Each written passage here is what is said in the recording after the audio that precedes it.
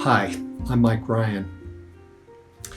To really understand the turquoise market, it's very important to realize the difference between treated turquoise and natural turquoise, because it really creates a two-tier marketplace. And that can be very challenging for the consumer trying to understand the vast difference in prices that you might see between treated turquoise and natural turquoise. So I thought we'd talk about that a little bit in this video. To understand treatment and the two different marketplaces, you really have to understand three different issues. One, turquoise is a relatively soft stone. It ranges from 5 to 7 on the Mohs scale for hardness. And the Mohs scale for hardness is a geometric progression. So it goes up from the softest gypsum, very, very soft stone, up to the hardest at 10, which is diamond. And as it increases, it doubles and triples in terms of hardness. So turquoise is between 5 and 7, and 5 is going to be a very soft, chalky stone. Think chalk. And at 7, you're going to have a much more highly silicated, hard stone. It holds its color, carries a polish much better. The second issue is its rarity. Turquoise is rare, and most that is found is on the softer side of the Mohs scale. And the third issue is that turquoise has one commercial application, and that's in jewelry.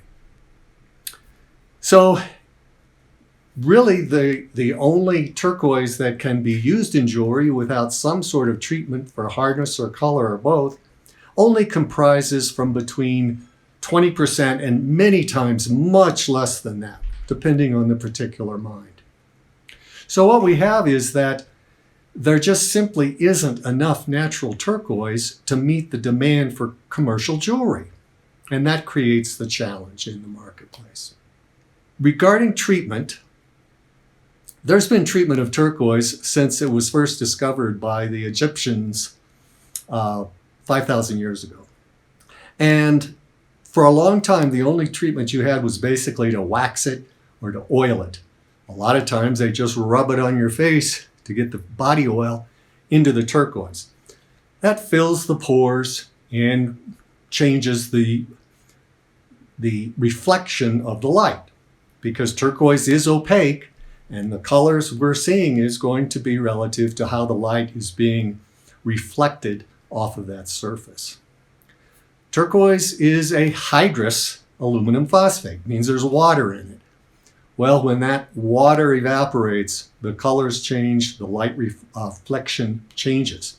And that's really the basis of any treatment, is going in, filling up those pores as the water leaves with something that's going to be harder and will hold the color better because it's going to reflect the light. So after World War II, we saw the creation of plastic polymers that changed the dimension of how turquoise could be treated. And that is primarily in epoxy polymers and acrylic polymers. And I won't go into all the details of the how of the treatment. That's all contained in our chapter on the economics of turquoise in Turquoise in America Part 2. The other aspect of treatment is surface treatment. And that really falls into two categories. The first is that turquoise exists within a host matrix when it's formed.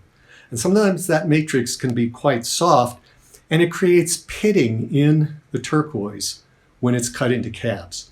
And those pits can be filled with other material. And the other aspect of that is on backing.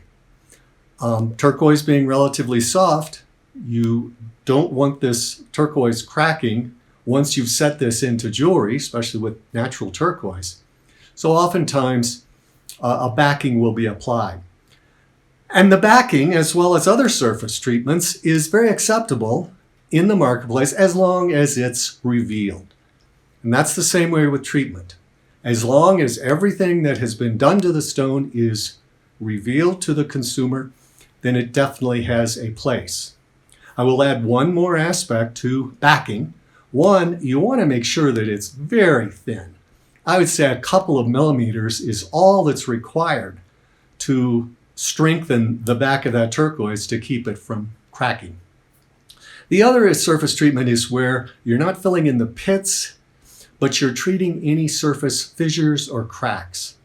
And a lot of times turquoise, especially the turquoise that has come from copper mines, where they're using lots of explosives to remove the overburden, creates fissures in the turquoise, and that can be applied much in the same way you would filling the crack of a windshield.